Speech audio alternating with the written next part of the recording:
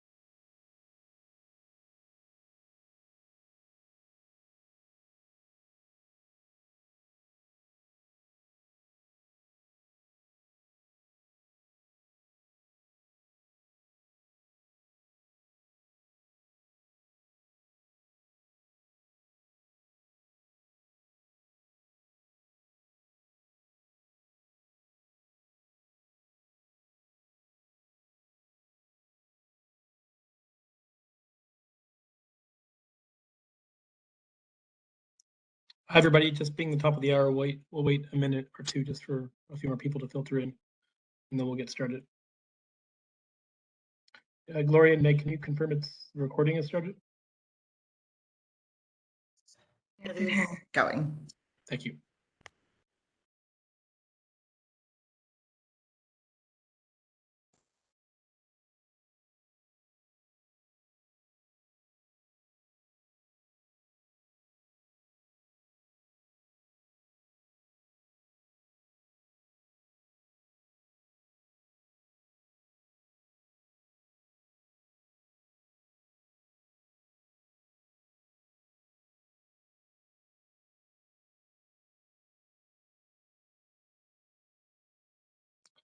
Hi, everybody. We'll just wait one more minute.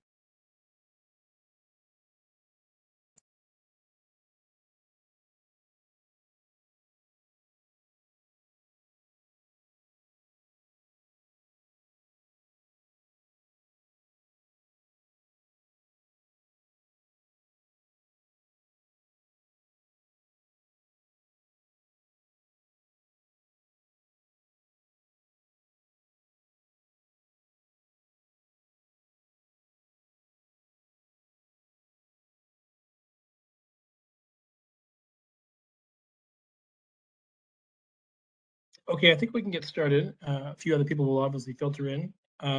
Thanks very much, everybody, for joining us. My name is Jeff Geipel. I'm with the Mining Shared Value Initiative of Engineers Without Borders Canada, and we jointly manage the Extractives-led local economic diversification community of practice and wider program with the World Bank's Extractives practice. So we're really excited about today. It's been a long time coming in terms of putting together this, what is kind of a new offering of the ELLED program, which is dedicated entirely to helping host countries and the different actors who work with them on promoting local content in the extractive industries, as well as those same efforts to harness those to diversify economies beyond mining and oil and gas, and increasingly now in the context of the green transition. So today what we are going to do is we're going to launch a new offering called the Extractives-led Local Economic Diversification Map, or the ELLED Map, which is now available online at elledmap.org. So if anyone can actually start, just go over there right now and go along. I will present the map. It being a slideshow, I kind of have used kind of screenshots, so just to make it easier technologically, but you're free to start looking around the map itself. So we'll launch the map. I'll present that, but then we've also got a couple kind of practitioners today to explain their own work in the world of local content, but also to sort of give their take on how a map like this can help their own work. And I think we all have the same goals in this community of trying to make extractives work for people in a more equitable and developmental way. And this is an opportunity to kind of dive into a tool and also hear some perspectives from some practitioners working in their respective countries. So with us today, we have Alvaro Cornell from the AEI, which is a Ecuadorian industry organization and supplier platform, which is promoting Ecuadorian industry, but also has a mining cluster program. So obviously right at the heart of this topic of local content. And then we have Melanie Campbell, who is the director of the Canadian Minerals and Metals Plant Secretariat at Natural Resources Canada, who we've worked with ourselves. And they are at the cutting edge of sort of trying to make mining work in this new green transition, including promoting local procurement itself. And also, for that matter, the Canadian government is a funder to the Extractives Global Programmatic Support Fund. So another reason why we wanted to have Canada speak today. So with that, next slide, please. We'll start presenting the map. So the context for today's launch and the map itself is that we continuously see that all host countries in mining and oil and gas are seeking to increase local content in some way. In developing countries, this is coming in the form of a constant stream of regulations, sometimes setting targets for local procurement and local hiring, sometimes more collaborative approaches. But in any event, we're seeing that. But even in advanced countries, we're seeing the similar efforts. They may not be using direct regulation at all times, but certainly in the form of supplier development programs, steering investment, we see the same kind of things going on in advanced countries, and for that matter, between communities in advanced countries like Indigenous communities. The other kind of context piece is that this green transition, which we're all going through right now, as well as the new technology which is being used in the extractions process, is, all things being equal, going to ultimately reduce some of the economic benefits of these activities, either because there will be less activity in the form of oil and gas production, or because mining will become more technologically intensive and there'll be less jobs created. And therefore, all that means is that local content and local procurement, local hiring, getting those right becomes an even bigger piece of the overall benefits pie. And so it's really important that if we want to create a just transition, we need to make sure that these issues are being taken care of. And then that kind of leads us to what the impetus for the map, which is to say that in all these countries that we engage with on this topic of local content, we see that everyone is working towards trying to do this. They're trying to do supplier development. They're trying to have local content requirements. There's various ways that everyone's doing it, but what we find, unfortunately, is that not everyone understands what is going on in the overall ecosystem of local content. So next slide. What we essentially see is sort of an ecosystem in any given host country. We're obviously focused more on developing countries with this program, but the same principles apply in advanced countries, which is to say we have a number of actors who are part of local procurement, influence local procurement. They might be a finance institution who provides finance for suppliers. They might be the government who's regulating local content. But in any event, we have all these actors, and in some way, each piece of this puzzle has their own part in the local content game. Next slide. But what we find, though, consistently is that the governments who are trying to make local content policies are not doing so sort of with full knowledge of what other countries are doing, or even with full knowledge of what's happening in their own country. And that's not a fault of the government necessarily. It's just the nature of information sharing makes it a bit difficult to find initiatives. So we see, in addition to governments and the consultants who advise them, for example, or the World Bank or various other actors who do technical assistance, they don't actually have a full kind of menu of what's going on in a given country, and that to us leads to suboptimal policy advice and investment decisions.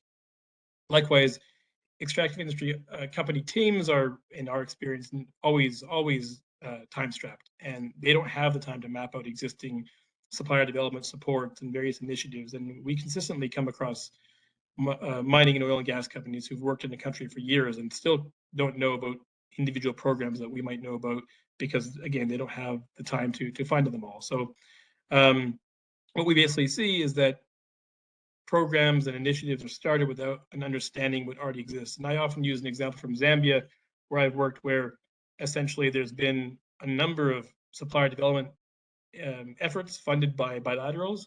And these bilaterals have actually entered the space without even understanding what other supplier development initiatives have come before it.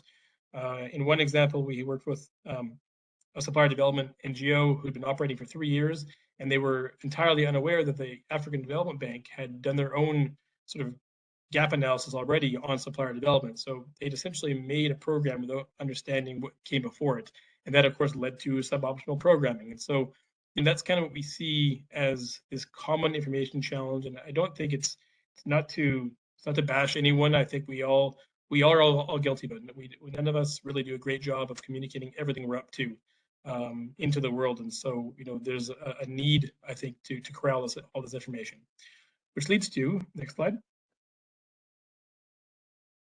the ELLED Map, which is to say what we are trying to do here is take a number of countries. Right now it's 20 countries, which we will gradually expand, and put all the information related to local content in one place. And that way, practitioners, whether they be a government regulator, a consulting firm working with that government, an NGO, have all the information in one place. And as intuitive and obvious as that might seem, in putting together this map itself, you get the sense of how incredibly difficult it is to find all the initiatives. So next slide. As a reminder, the ELLED map sits in the context of the wider ELLED program, which has been going on for about 6 years now in one form or another with the World Bank. And the Community of Practice is an online forum and resource library for the issues of local content and economic diversification. And for those who are on the call and are currently not members, by all means, do contact us and email us, and we'll have you registered on the community itself. Next slide. The other kind of offering of this ELLED program is called the ELLED Framework, which is a resource library online, which sort of breaks up local content in its various forms, backward linkages, forward linkages, and breaks it up into kind of bite-sized chunks, and then provides the resources for each. So, for example, a supplier development program section will have a number of case studies on supplier development. Likewise, shared infrastructure will break down that into different pieces and components of that policy space and make it easy for everyone to find. So that's the other program. So these programs are all meant to work together. If you go to the ELLEDmap.org website, you'll see links to both these initiatives as well. And we're going to start trying to do a better job of kind of cross-referencing among all these resources. So next slide. So that leads us to the map itself. So the map, like I say, has currently 20 countries, and it has, for each country, it starts off with the relevant statistics for that given country, so that we have essentially sort of a lay of the land in terms of how much mining is going on, or what's the population, gives a sense of kind of the scale of potential activity around local procurement. Then we have all the legal and policy materials that are related to local content. Now, this probably is the most difficult in terms of mapping out these resources. We've done a number of studies ourselves on this, and it is just incredibly difficult to find the relevant local content requirements in a given country. And so what we've done is laid them all out in a way which kind of makes it a little easier to find the relevant pieces. And we are going to try to work as much as possible with existing resources like the African Mineral Legislation Atlas and other partners to kind of A, verify those documents, but B, also to link to the wider policy ecosystem, which of course those resources cover. Likewise, we have analysis and case studies. So, again, going back to this point about how different countries are trying to do local content and they're thinking about what kind of program to do. A lot of these analysis documents that we have come across, they're actually quite difficult to find. And whatever reason, they might have a strange title, whatever that is, incredible work is done and often completely ignored or not found, I should say, is probably the better phrase, when new initiatives and new policies are made. So again, we've put together a number of analysis and case studies that others have done so that they're all in one place. And then likewise, what I think is a really good offering is the news articles kind of archive. So essentially, as part of our work managing the ELLED community of practice, we spend a lot of time just kind of keeping up to date with ELLED news around the world. So if a new supplier development program has started, for example, or if a new law has passed in Guyana, for example, in the case of their recent oil and gas local content requirements. So we, compile all those news articles on our own social media, the Mining Should Value Twitter page, but then now those are all going into the community practice newsletter, which comes out once a month, but now they'll also be on the map. So you'll have a kind of a recount so that, again, if you're looking where to start on a given country in terms of what's going on local content, essentially we'd like to think almost every article that's been published in the last 3 years on local content is going to be there. So you'll get a good sense of sort of, where that country might be at on this. And then likewise, we also have a listing of in-country initiatives on ELLED topics, which again, we're hoping that will serve to empower the different actors working on local content, but also to prevent duplication, right? We don't need to fund a new supplier portal system in a country that already has one, for example. And so it's important that everyone who's considering new programming and new policies understand that lay of the land. So next slide. As I said, because I wanted to make this technologically safe, I'm not showing the actual website. So these are just sort of screenshots. So this is from Ghana. But like I say, you can go to elled.org in order or sorry, elledmap.org. I'll just put that in right now. If anyone wants to take a look, and you'll see, you can poke around. But again, this is Ghana. So for example, you can see here, we've got basically a compilation of the last 3 years of local content news. And again, because, to be honest, when you look for local content news, if you were to Google Ghana local content, we find that the news function of Google and other search engines are not very good. So this kind of puts it all in order in one place. So it's much easier to kind of see the trajectory as a whole. For example, if the government has made a claim about local content increasing, which, for example, Ghana recently did, you can actually go and see, previous claims and actually put those together. And again, so not only does this help make better policy and better initiatives, it also adds a little bit of element of transparency as well in terms of claims being made by different actors. This allows a little bit of follow up as well. Next slide. And like I say, one of the big goals here is to make sure that we have different initiatives profiled, or I should say, listed on the website with a few relevant documents here and there, if they're available. And so, again, if you were to look up Ghana, which I think is a very good example of this sort of information, scattered information phenomenon in the local content world. The National Supplier Development Program has been around now for a number of years, but to be honest, it hasn't been terribly active.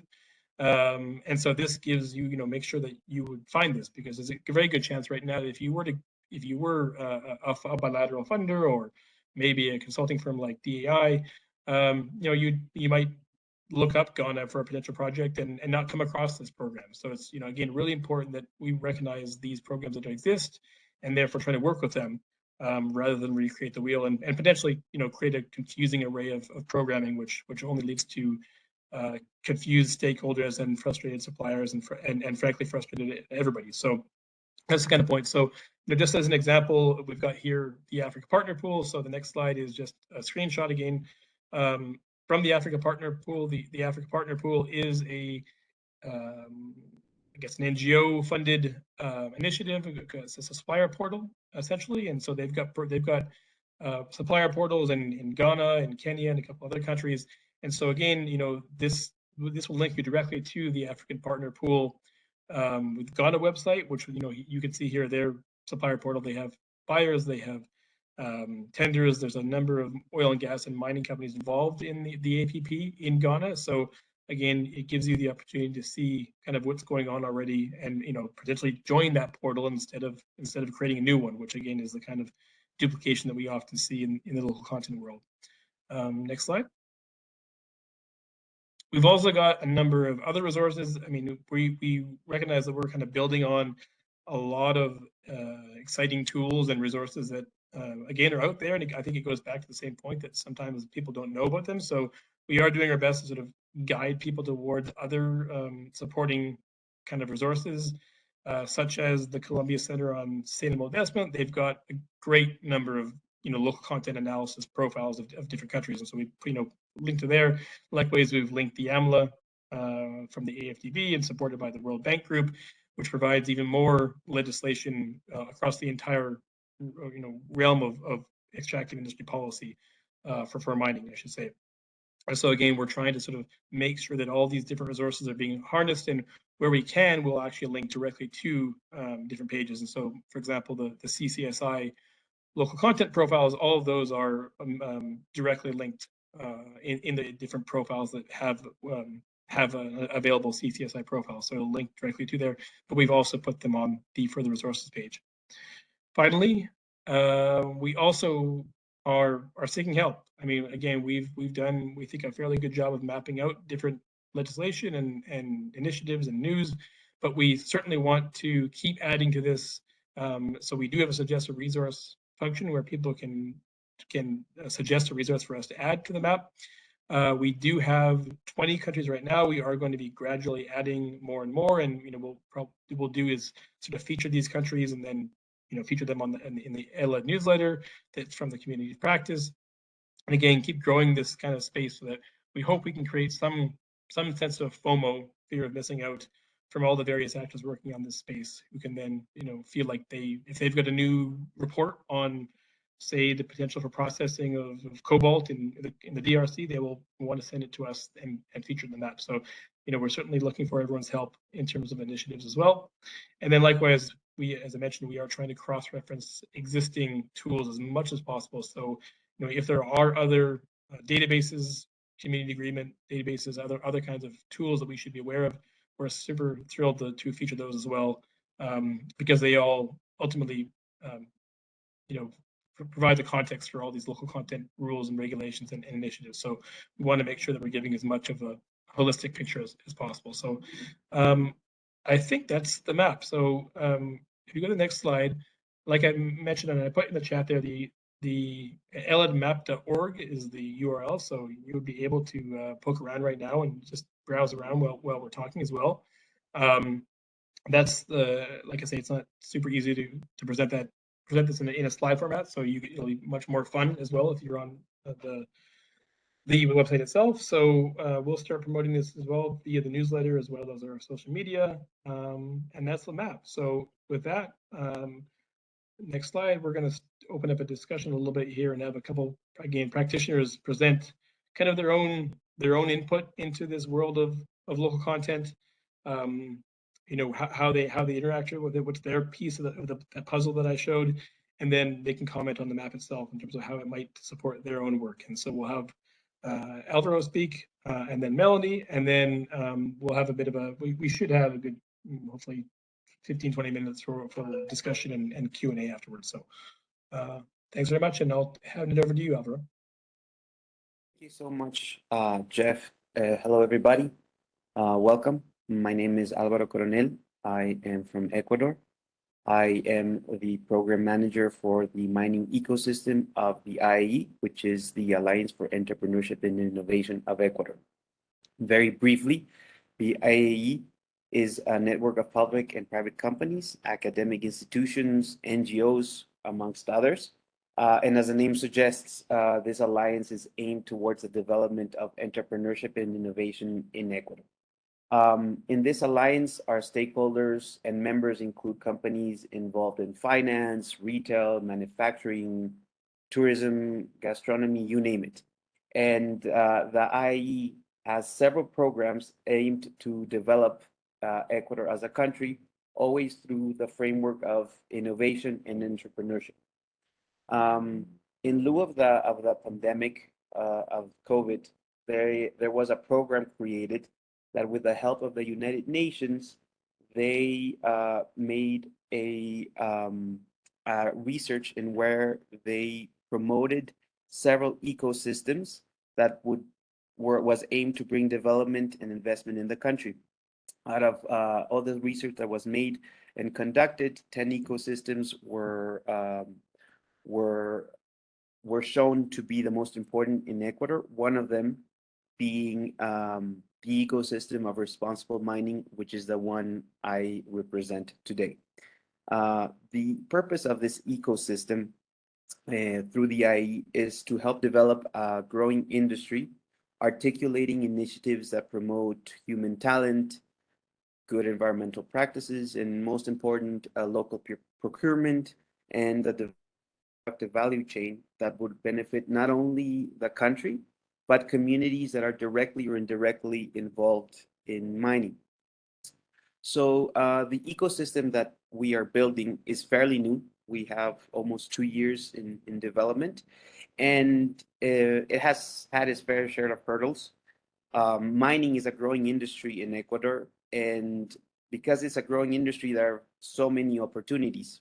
Yet when we were developing this ecosystem, we found that there is a palpable gap in information. Not necessarily because there wasn't any information existing, it's just that it was very hard for the information to be available.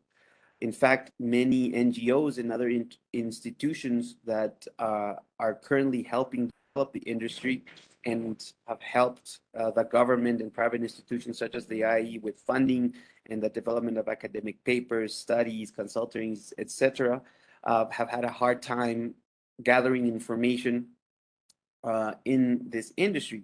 And it's no fault to them, but it's very complex since Ecuador has a very diverse and ever-changing political system. Sometimes information and strategies and policies are lost between the transition of government to government. In fact, it is commonly said in Ecuador that the lifespan of a minister or public official in Ecuador is that of a fruit fly. It won't last very long. So it is very common that when a new government official is put in power, they change their strategy, they change their team, and the goals that they have towards the vision of their industry or whatever it is that they are leading. So many of the policy documents or relative information or data may get lost or may not be available to the public or may not be public knowledge. So that is why when partnering and working with Mining Shared Value in the World Bank, something like the extractive-led economic diversification map is so valuable. It's a tool that is very valuable to institutions like the ones I represent. Currently, for example, we are developing what we're calling a mining cluster. And there is a period where we had to gather as much information as available, public documents, data, information about local procurement, everything that we could find in order to have a base of documents that we could then give to an international consultancy that we hired that has the experience in developing clusters. And it was very hard because this consultancy came from Chile, which are very well known for developing clusters, but they don't know the system in Ecuador, and they don't know much about how the political system has been transitioning. So it was very hard for us to do the daily work of collecting all the data. We had to go from institutions to institutions. Most of the times we found out that government officials had no idea that there were policy documents or data that was already developed. We found out that many consultancies or information that was being done or had been developed had been duplicated. And like I said, it was no fault of the people working on it. It's just because the information wasn't readily available and it wasn't public knowledge. So being somebody that's been working in the development of this mining cluster, a tool like the ELLED Map is very important. And in fact, we've been fortunate enough to work with several cooperation agencies, and we've actually been funded research that is key to promoting local procurement, that is actually going to be published in the coming days, that's going to help us have policies that will benefit different public and private companies in order to enhance local procurement. And that type of information is key in order for us to develop sustainable and responsible industry in Ecuador. but it is also very hard for us to make this information as available as possible. We can promote it as much as we want. We can put it in our webpage. We can put it, we can share it with all our stakeholders. But there's always, even though we are such a small country, it's a very diverse country. So we wanted to make it as available as possible, because at the end of the day, knowledge is power. So having a tool like the ELLED Map is so important, because not only is it a tool that's going to have all the majority of the important data that is needed, but also all the important stakeholders, policy documents, and again, like I said, every time that there's a transition from government to government, sometimes the government lasts 4 years. There's a new policy. There's a new policy document that completely revolutionizes the industry. So it's always very important to be kept up to date and have that information available to whoever needs it. So again, I'm very excited that this tool is being developed. I've been talking to Jeff and his team, and I know that soon there's going to be a map implemented in Ecuador. And like I said, I'm really excited that this tool is being developed, because it's going to be of tremendous help to the development of future initiatives, programs, and the development of information and policies. Thank you very much, Alvaro. I really appreciate your point. And I think your fruit fly comment, I think, is a good reminder, again, in terms of governments changing, therefore not having a constant stream of information being very difficult for people working with them. So again, thank you very much. Really appreciate your input. And we'll hand over to Melanie now.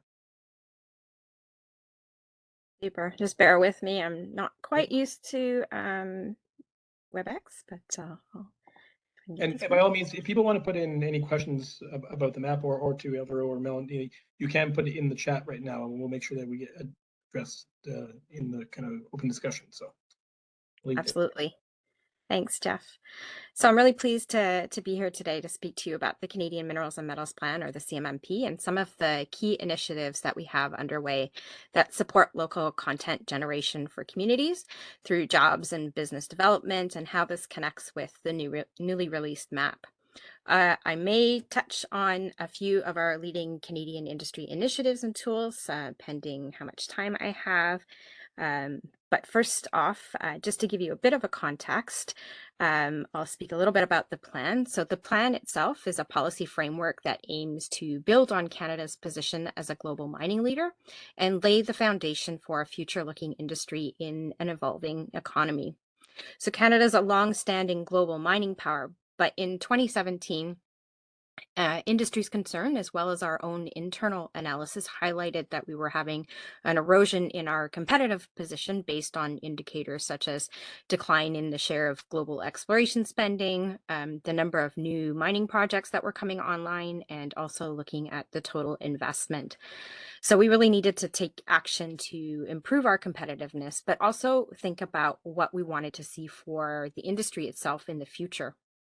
And this meant looking at addressing infrastructure gaps to realize mineral potential in underdeveloped areas, recalibrating our innovation ecosystem to improve coordination outcomes, and also building the workforce of the future.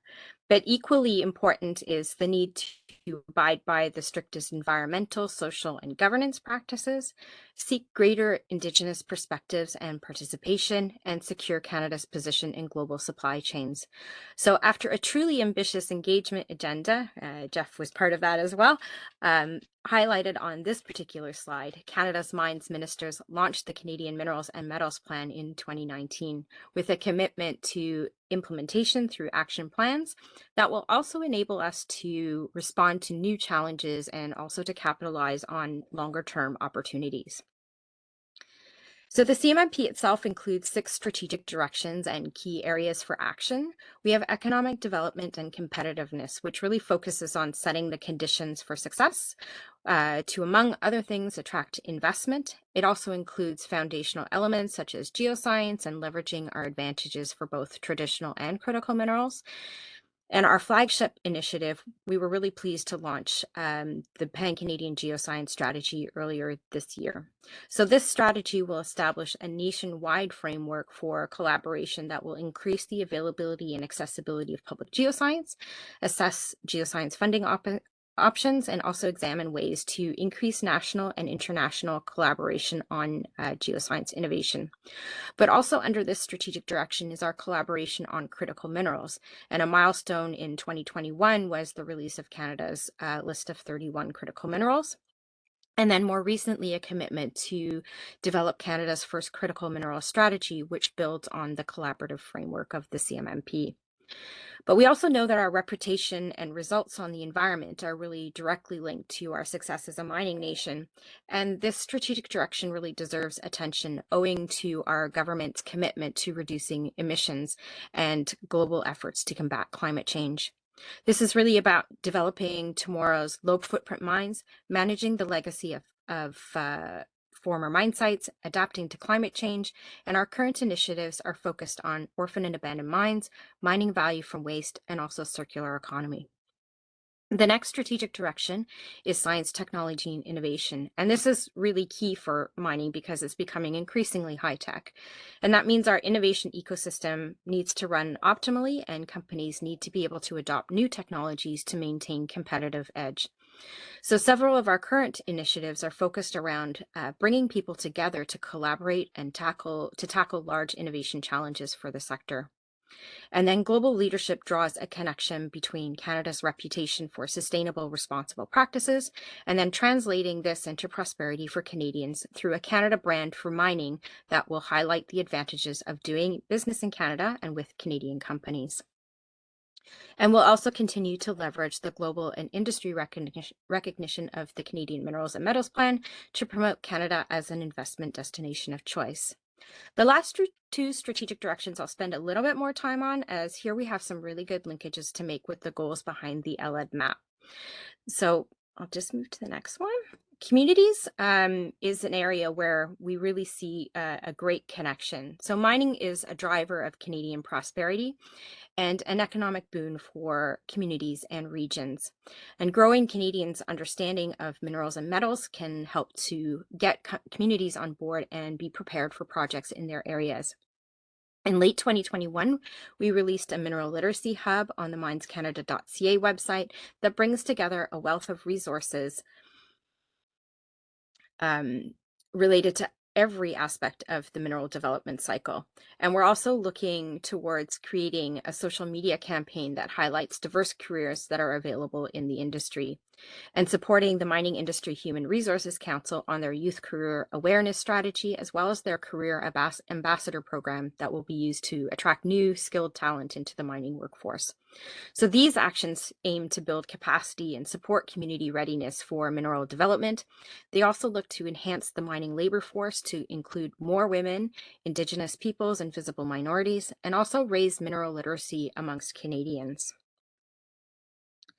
So I want to focus now on our strategic direction that's aimed at advancing the participation of Indigenous peoples. Around 17,000 Indigenous peoples are involved in the sector, and hundreds of Indigenous communities are in close proximity to projects. Often, exploration and mining may be one of the only few available economic drivers in their regions.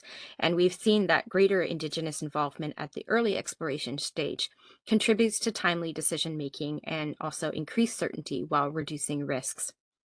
And through this strategic direction, we've been working on initiatives that support Indigenous peoples in realizing greater long-term benefits for mineral development and related activities. So to help build capacity so that communities have the resources they need to develop networks and pursue business opportunities, we've been committed to convening conferences on Indigenous and local procurement. And this is really with an eye to increase local Indigenous business activity. We've also partnered with the Council for Advancement of Native Development Officers to design free webinars for economic development officers, land managers, and leadership in Indigenous communities. And knowing what initiatives and tools are available out there and collaborating and sharing on best practices and information really helps to create those efficiencies, develop effective policies and programs, and generate expertise and leadership. So it's a great connection with how the ELLED Map can be used as well. Our next step is going to be the development of a compendium of procurement best practices, and we're looking to share that widely with communities and others. We've also committed to developing a checklist to increase procurement opportunities in mining for local Indigenous businesses. And here we've been collaborating with Jeff and his team at Mining Shared Value. And last year we completed a pilot checklist with the aim of expanding on this and finalizing the checklist by 2023. The checklist seeks to support Indigenous stakeholders in holding companies accountable to best practices in their negotiations and discussions with mining companies. What we've heard is that Indigenous suppliers who are looking to meaningfully engage with the mining sector don't have ready access to clear, available information on company procurement practices and opportunities. We've also heard that Indigenous communities want to be able to anticipate the future needs of a mine and plan accordingly, but there's an initial lack of awareness about where those opportunities for business development are. So to that end, the checklist provides a list of questions to ask when meeting with mining companies. This way, Indigenous stakeholders who are looking to potentially participate in the sector can make informed strategic decisions. And we've taken efforts to ensure that this work is harmonized to the extent possible with similar national and international efforts. We also have a suite of information tools and compendia of best practices, and this includes the Exploration and Mining Guide for Aboriginal Communities and a companion trainer's manual, which aims to expand the knowledge of mineral development cycle and also build awareness for opportunities for participation. And we've also worked with other jurisdictions to translate and adapt these materials to be used in other countries as well. We've also published an interactive map of Indigenous mining agreements to provide data on the extensive relationships between Indigenous communities and industry.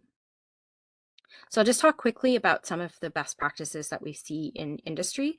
So with respect to the Mining Association of Canada, they have their Towards Sustainable Mining protocol, and this really helps mining companies in Canada operate in the most socially, economically, and environmentally responsible way. And this protocol has now been adopted in and replicated in some leading mining countries as well. And they also have a new Indigenous and Communities Relations Protocol, which has been recently adopted, which features new indicators on effective Indigenous engagement and dialogue. So in addition to MAC, there's also the Prospectors and Developers Association of Canada, or PDAC, and they have an online information resource for its members to help them improve their social, environmental, and health and safety performance. And that includes a community engagement guide to support relationship building with communities at the site level. And lastly, the Mining Industry Human Resources Council is Canada's national knowledge centre for mining labour market information. And they run a Mining Essentials program, which is really Canada's premier pre-employment mine training program for Indigenous peoples. And they also publish a guide specifically for Indigenous communities or organizations who are wanting to learn more about employment in the sector. So as a significant producer, processor, and exporter, Canada is really uniquely positioned to become a supplier of choice for critical minerals. And the global economy is increasingly dependent on minerals and metals for defense, security, high technology manufacturing, as well as technologies that are required to support the global clean energy transition. And at the same time, current sources of critical mineral supply pose a number of economic and national security risks to Canada and our allies. And as I mentioned earlier, Canada released its list of 31 critical minerals in 2021, and we're soon going to be launching a Canadian critical minerals strategy.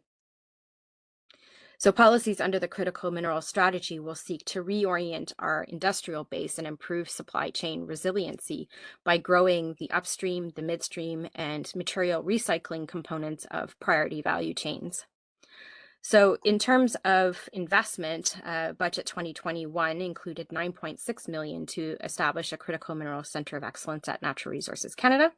And then more recently, budget 2022 proposes up to $3.8 billion over 8 years to implement the Canadian critical mineral strategy and its related activities. Engagement on the critical mineral strategy has started with Indigenous communities and governments and rights holders through distinctions-based approach with First Nations, Inuit, and Métis peoples. It's consistent with the engagement approach that we took on the Canadian Minerals and Metals Plan, and engagement on the strategy is intended to be long-term and ongoing as we seek perspectives from Indigenous communities and Indigenous industry partners. So thanks so much for allowing me the opportunity to profile some of Canada's initiatives. The business of mining really does carry great responsibility to the communities that surround operations and the environment. And with that in mind, our policies and programming really underscore our commitment to environmental and social responsibility. And resources like the ELLED Map really help to provide that intelligence, the analysis, and those case studies on all the different approaches that countries, including Canada, can really consider. So thanks very much. Thank you so much, Melanie. I think I just want to give a quick, heads up in terms of Canada's own role in this.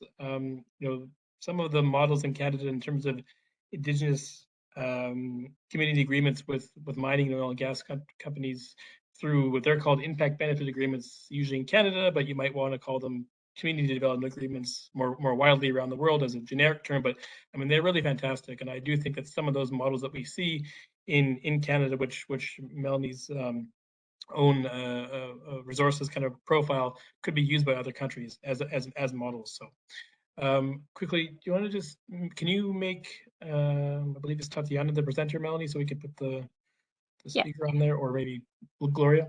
But in any event, we have about 50 minutes. It'd be great to have a little bit of discussion with some questions. I have had a couple questions come in on the chat.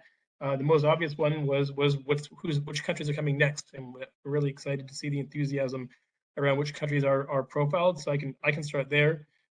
We started with 20 countries. Obviously, the World Bank being focused on developing countries. The first priority is developing countries.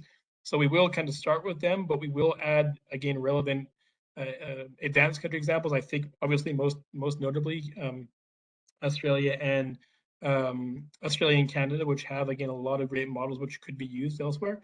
But we will start kind of focusing heavily on the countries that have a large mining and oil and gas presence, and therefore a large proportion of the economic activity. Mel, sorry, I think you need to make Tatiana the host, or Gloria, or Meg, if you want to do that, or unless you did, Tatiana, if you can share your screen, Tatiana. Sharing, but I don't know. Oh no, yeah, yeah, perfect. Now I can share. Thank you. Hold on. Mostly technically flawless today until then, so mostly pretty good. Therefore, I've also had a couple people put in the chat that they've already suggested some new resources, so thank you very much. We're off to a thrilling start. If we've already got some resources suggested after this one webinar, so thank you. We will again follow up afterwards with the links to all those resources, so appreciate everyone doing that. And like I say, by all means, please, if anyone wants to add a question, please do. Do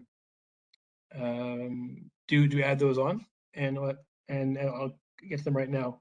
Dan Lemmy Gomlock from the AFDB, he asked, would it be fair to try to link the ELLED Map to countries' industrial policies as well? And that's a great question, and in fact, that is ultimately the goal. I mean, yes, this is a local content map. I mean, it's an extractives-led local economic diversification, which is a mouthful, but it is meant to cover the idea of local content leading to diversification, which is industrial policy, and that's kind of what we're trying to do as we kind of expand the offerings of the map and the overall ELLED community practices to more and more link local content policy, specifically for mining and oil and gas, to wider industrial policy as well. So that will be a feature. I appreciate the point, as that is exactly what we need to do. We can't have Extractive's local content policy being siloed. It must be part of a larger approach from governments and from everybody to harness these activities towards greater economic activities. So appreciate that question, and we'll do our best to kind of address that point.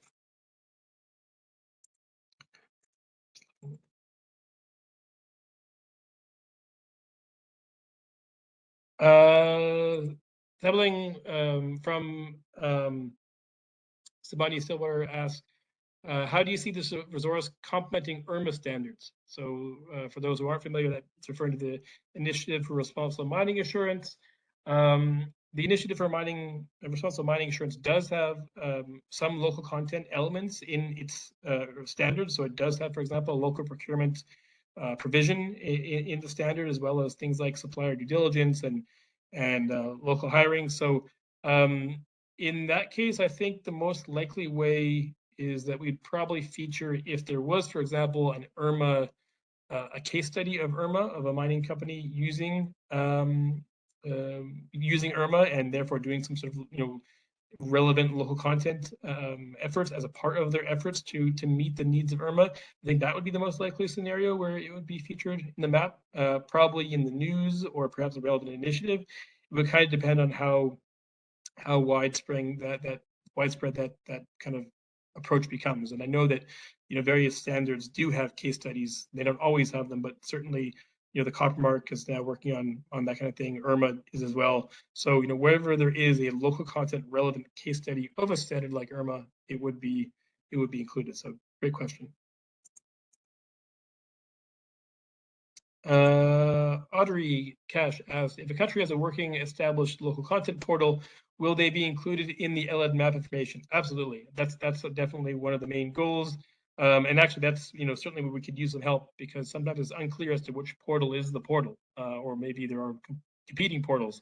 But ultimately, we are trying to feature whatever there is in terms of government initiatives, private sector initiatives, joint public-private initiatives on this. So if there is a local content portal, which we think is a fantastic idea, to be honest, we think it is useful for governments to have a centralized location for information, and we have seen a few fledgling examples of that in sub-Saharan Africa. So I think absolutely yes, any kind of a local content portal, whether that be a supplier portal or more of an information portal, we would definitely include. And likewise, we are in our wider work, we're always trying to promote increased transparency around local content. So, for example, if there is a country which is starting to compile publicly available data on local procurement numbers and local hiring numbers, that's exactly the kind of resource which we'd like to feature in the probably in the analysis section of the map. So, great question, Audrey. Great suggestion, I should say, as well.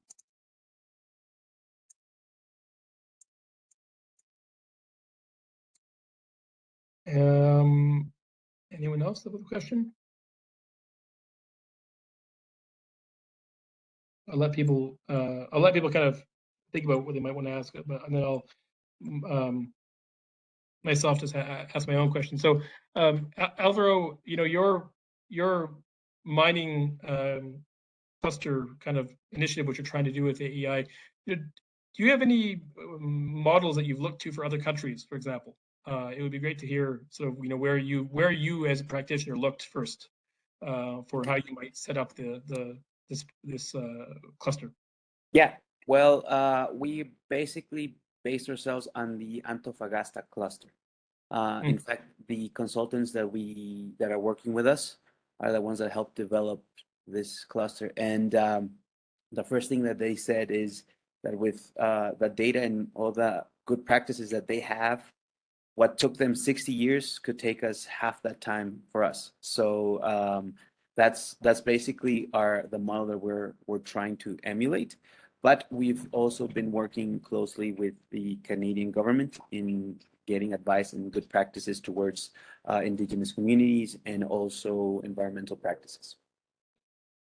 Great, that's fantastic, and I think that goes to the point that we're trying to make it so people don't recreate the wheel. Every element of local content and the ELLED kind of themes, we see good examples somewhere. Right? We don't need to all start from scratch. In almost every case, whether that be the regulation themselves or supplier development, supplier finance, we see that all the time. So again, that's one of the goals here is to try to make sure that someone who's trying to start their own cluster, for example, in your case, can then look up what other clusters might exist, or if you're trying to start a new supplier portal, as we featured in the examples of relevant initiatives. Again, they can look at other countries to see what they've already accomplished. So we don't, again, start from scratch. And again, hopefully we can have some examples from countries like Canada as well. Michael asks, how is ELLED data being used as alternative data for mining ESG ratings and sustainability disclosures? I think it's a really fantastic question. I think, you know, the answer to that overall that we're seeing is that local hiring and local procurement per se are not necessarily featured super heavily in the current ESG ratings and sustainability systems, but they're starting to. We are seeing many elements of non-discrimination. I think it's probably the more likely inclusion right now in terms of ELLED related information. So, you know, a company's policies on non-discrimination during hiring, you know, keeping open opportunities for suppliers in general, I think, are what we see. But we are now starting to see some companies being asked specifically about, you know, how they do local procurement, how they do local hiring. And it should be noted that the ICMM, the International Council on Mining and Metals, they just released their own reporting guidance for economic and social impacts, which, you know, does encourage companies to go beyond the minimum set out by the Global Reporting Initiative and actually break down, you know, suppliers into into ethnicity and gender. You know, we are seeing some good examples of that, and again, like everything else, there's already examples somewhere to look up, and I can point to Sibanye-Stillwater in South Africa, who because they are operating in South Africa, where there are requirements for local content, there is breakdowns of gender and also youth suppliers. So, you know, we've seen other companies do that, and there's, you know, models we can look at. So I think, you know, in terms of how that might fit in the map, I think if there were examples of public data being available, it would be great to feature that. You know, it would be amazing one day to actually have a country that compiled all the local procurement and local hiring data in one kind of portal, and that way we could actually track progress year after year. A great question, Michael.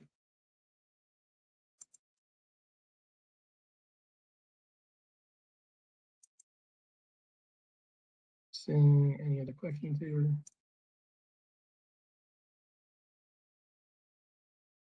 that case, we got 5 more minutes, so I'll take the privilege, the host privilege, to ask Mel a question. In terms of your own approach, the Canadian Minerals Plan, which I think is very comprehensive, and you know, it's a very comprehensive plan that, you know, a lot of countries don't have, and I think would be a great model, for example, for some developing countries to follow. Where did you look in terms of, did you look at other countries' models, Australia, other major mining jurisdictions? Where did you get sort of your ideas for the overall approach? Yeah, absolutely. When we were doing our own research and doing our engagement, we had a lot of meetings with other leading mining countries as well to see what they were looking to do for their respective strategies. So we had a lot of conversations with Australia. So as much as we're competitors, we're also collaborators as well. I think one of the big pieces that we really wanted to see out of the Canadian Minerals and Metals Plan was, as much as this is helping to drive the future of mining in Canada, we really also wanted to see this as a way of kind of elevating everything across the globe as well. So being able to share our experiences, our you know, thoughts in terms of actions that could help to advance the industry in a number of areas, you know, not just competitively, but also thinking about environment, social, and responsibility, to make sure that we share all of that with other nations as well. So in terms of you know, building on what we learned from other jurisdictions, we've also been having conversations as well with various different country delegations. So we've had a lot of conversations with South American delegations. We've also had conversations with France, in other areas of the EU, with the US, and also, I guess, yeah, Mexico. We had a conversation with them as well, presented to the Peruvian Senate, went to, the Chilean Senate, and then also went to Perumin as well.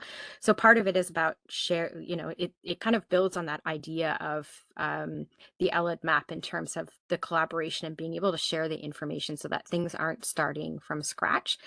You know, we didn't really want, as much as we wanted to have a strategy for Canada, it was also about, you know, providing something for communities and to be able to share that out more broadly and globally. So it's elevating the game everywhere. Great, thank you very much. I mean, I think it's a very important question in terms of the context of the green transition. I think, you know, we are all trying to compete, obviously, different countries and different companies, but at the end of the day, the forecasts or the kind of volume of copper that we're going to need, the amount of nickel that we're going to need is so high that frankly, it's probably not in the interest of countries to outcompete each other to not have any new projects proceed. So I think that'll be, you know, we will start to see that there is more need for collaboration, and you see a lot of activity already out of Europe in that regard. So we're just about out of time, so I'll probably have to end the questions there. There was a question about whether there will be technical assistance provided to countries directly via the map, and I said that, you know, not directly, but this will be hopefully a funnel for new kind of information requests and technical assistance requests via the ELLED program, which the ELLED program itself does not have the resources necessarily to provide those technical assistance, but of course the wider bank and its partners may. And so we're trying to flag opportunities to provide that technical assistance. And likewise, what, you know, at least what we hope to do is, you know, provide perhaps the foundation for that assistance by kind of a recounting of the resources out there, the case studies and everything else. So I hope that answers that question. So we're just at the bottom of the hour, or the top of the hour, I should say. I guess we've come around. Thank you so much, Melanie. Thank you so much, Alvaro, for joining. We really appreciated your insights. We'll follow up for the registrants with kind of a follow-up email with the resources, and we would love for people to submit resources and add to this map.